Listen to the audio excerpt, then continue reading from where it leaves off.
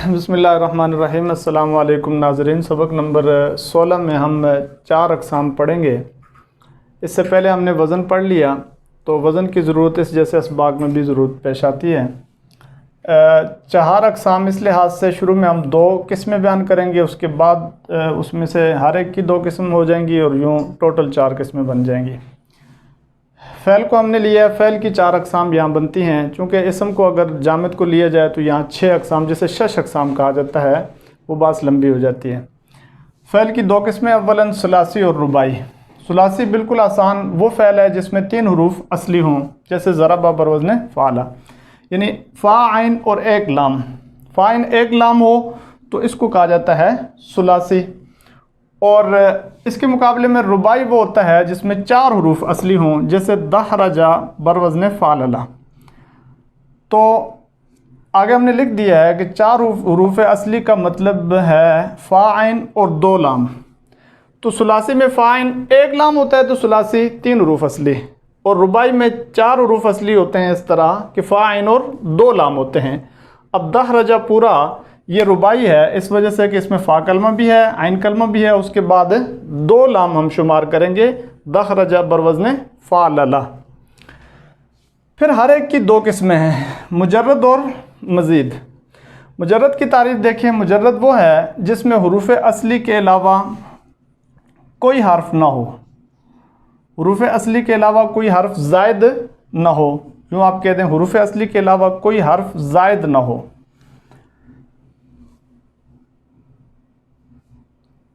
यहाँ ज़ायद का लफ्ज़ इसमें शुमार कर देते हैं, कोई हर्फ ज़ायद ना हो, हरूफ असली ही उसमें हो।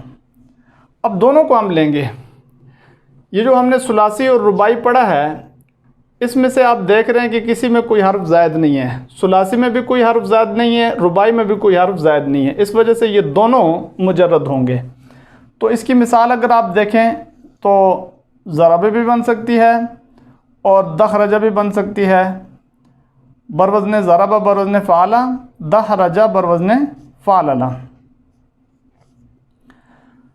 तो इसको हम कहते हैं मुजर्रद, इस वजह से कि कोई हर्फ ज़ायद दोनों में नहीं है। सुलासी में भी कोई हर्फ ज़ायद नहीं है, रुबाई में भी कोई हर्फ ज़ायद नहीं है, इस वजह से दोनों को मुजर्रद कहा जाएगा।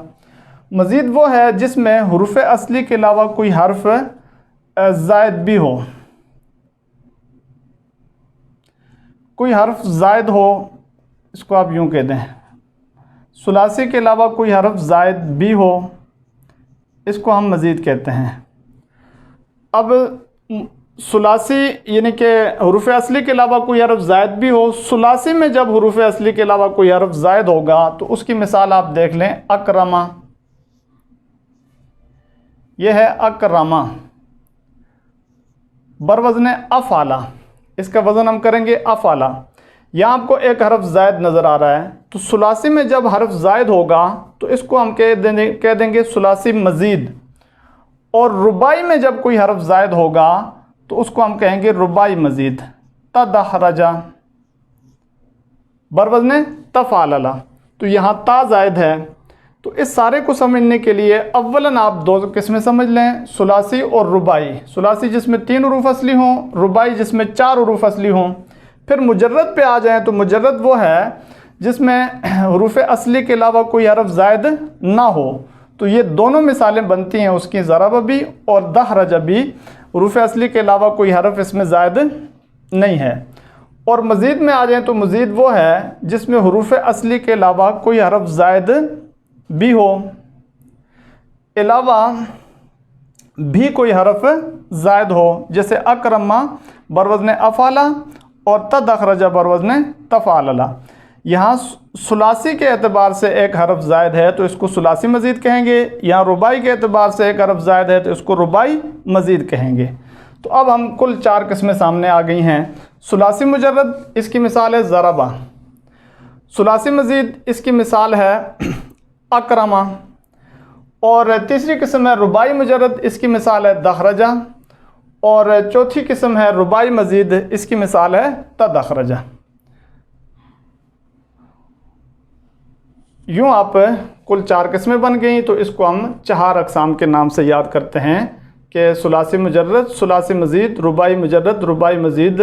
फ़ैल की असलियत पहचानने के लिए इन चारों अक़साम का समझना ज़रूरी है, सुलासी के एतबार से, रुबाई के एतबार से, फिर मुजर्रद के एतबार से और मज़ीद के एतबार से।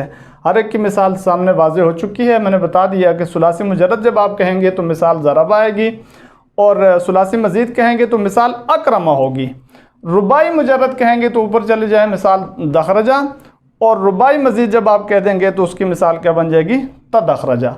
तो यूँ चार किस्में हुई, सुलासी मुजर्रद, सुलासी मज़ीद, रुबाई मुजर्रद और रुबाई मज़ीद।